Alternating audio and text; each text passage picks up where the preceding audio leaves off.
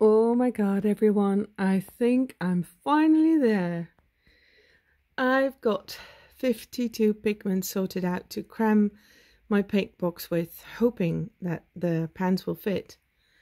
Because these pans are also made in China, so you're never sure about the size. But if it doesn't fit, I'll just have to take out the tray. These are the colors I've picked, and as Caroline pointed out to me, it's always just, a temporary thing. Because what's your favorite today might well be something different tomorrow. So I took out the silver one here because I don't really like it, and I'm not too sure about the Creamer 501108. The Royal Satin Gold is definitely going to be in there. That's one I'm sure about. I'm still not really sure about the PBK6. But anyway, we'll start out with that and maybe I change it later. So there's some Tiger's Eye, Lapis Lazuli, Sodalite, Serpentine and Green Appetite. A Piemonte Perylene Green. Sap Green. This is a convenience mix that I choose to, to have one steady mid-tone green color that I, don't necessarily have to mix every time.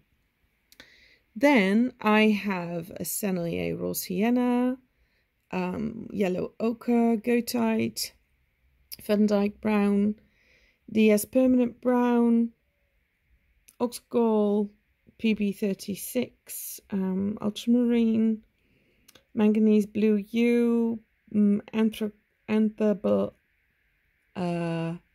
what's it called again? Well, PB60. Cobalt Blue, PB15. At first I had the 15.6, but I did a lot of mixtures, and I came to the conclusion that since I already have the Winsor & Newton Aqua Green, I wanted this blue to be more, in the red shade. Although this is a very neutral one. It's not really red shade. It's like a very neutral one. So then there are four, well, purples or violet. Well, actually, there are three pinks. The 122, purple magenta, the PV19 by Rembrandt, and the PV14 by Rembrandt, which are all purple. And then there is the Cobalt Violet by Horadam, PV23 Dioxazine by Rembrandt, and the PV16, also by Rembrandt. I'm not sure about that yet either. I'm not sure if I'm going to use, for instance, Cobalt Violet. It's a gorgeous color. Same goes for the PV14. The reds were a problem because I wanted to have only light fast reds, and the one I fell in love with was, I have to turn around quickly, PR149. I love that very warm color. It didn't happen because that's a fugitive, or, well, fugitive, it tends to darken very much. So I chose different colors. There's a PR255, which is nice reddish orange. PR254, which is a very deep red. I discarded the Quinacridone Coral by Daniel Smith and replaced that with PR207 by Schmincke Horadam, because it's a slightly more red orange pink, a warmer pink.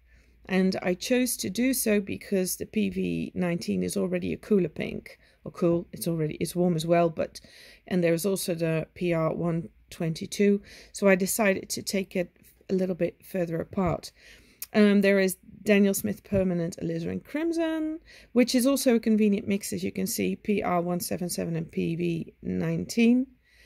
And then there is the Daniel Smith Quinacridone Burnt Scarlet PR206 that I've just added only minutes ago. It's the last color I've added.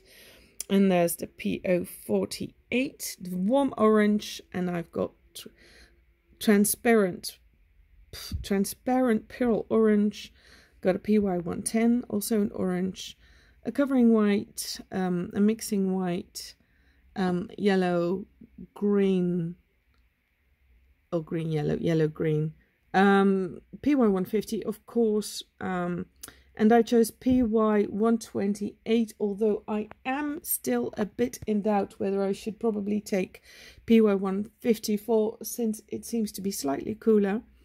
But I liked this one better in mixes, and Titan Buff. So, well, this is my set. Oh, did I talk about PG7, PG36, and I really consider PG18 because I've seen it recommended everywhere. But hold on, I will show you what I did. I'm sorry for shaking as much as I do. I have to be careful because it's still wet. But this is a mixing thing I did. I tried an chrome oxide green, but those colours are just so dull and flat. I really didn't like it. So then I tried the PG18 Viridian, which is gorgeous, especially, for instance, here. It's lovely with the PB28 or with the PY150. Absolutely lovely. But then I mixed the PG7 with those colours, and they turned out even more, much more lively, I think, or not. Well, it's just beautiful and granulating, so there is texture in this. Okay, I like that one too, but I don't have any space anymore. So I had to choose, and I went with a PG7 because it's so nice to mix with everything. So on that tray is all the paints that's going to go into my paint box, and I'm probably going to do that tomorrow. I had hoped I was going to do it today, but this was a monster job. I knew it was going to be a lot of work, but I had hoped to be able to do it in one day. But, well, just look around me, and I've got all kinds of Kim Craig's website, handprint, arts creation.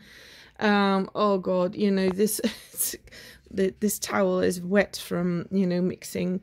There are so many mixing charts that I did, and comparisons, and there's paint all over.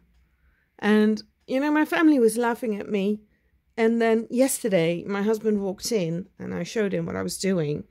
And I also showed him what the differences are. And suddenly he looked at the paints, you know, with a very different perspective. And he was like, oh, and with all those paints you have, I can imagine that you want to you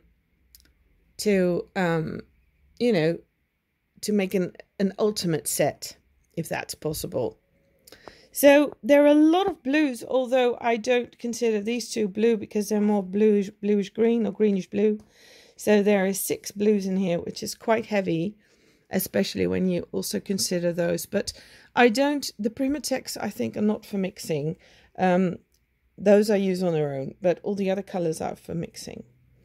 And I'm still not sure about this gold. I might chuck it out and bring in the PG18 perhaps, and perhaps I have another colour I might want to try as well.